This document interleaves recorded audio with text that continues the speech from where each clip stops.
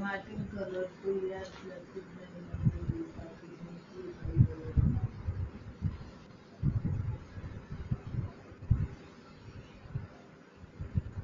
ચોખ્ખી કીધું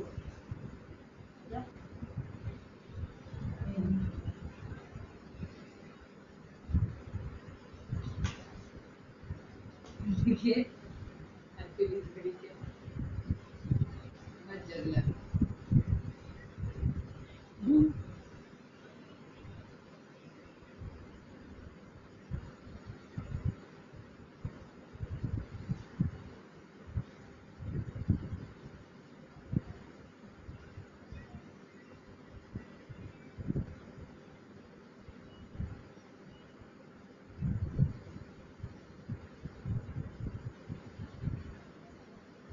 મારું કોને કરવાનું જતું તેનું કીધું છે મેં તો માટલું હોય ને કે સાચી વાત તો પાણી તો માટલામાં જ પીવાય કે તમારી બાજુ ગમે તે પીતા હોય અમારે તો બધા કે માટલામાં જ પીવું તો સ્નાનથી શરીરનો મેલ ધોવાઈ જાય છે, ચામડી સ્વચ્છ અને તેજસ્વી બને છે અને છિદ્રો ખુલ્લા થાય છે.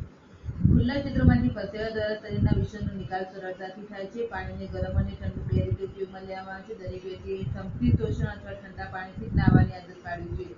ગરમ પાણીથી સ્નાન કર્યા બાદ થોડા સમય માટે સારું લાગે છે, પરંતુ ત્યારબાદ થાક અને સુસ્તી વર્તાય છે.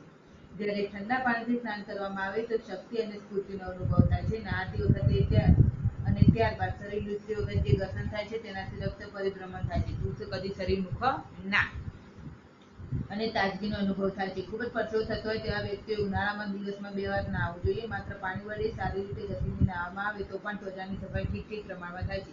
તેથી નહાતી વખતે સાબુનો ઉપયોગ બને તેટલો ઓછો કરવો અથવા ટાળવો. સાબુથી ત્વચા સૂકી અને નિસ્તેજ થઈ જાય છે.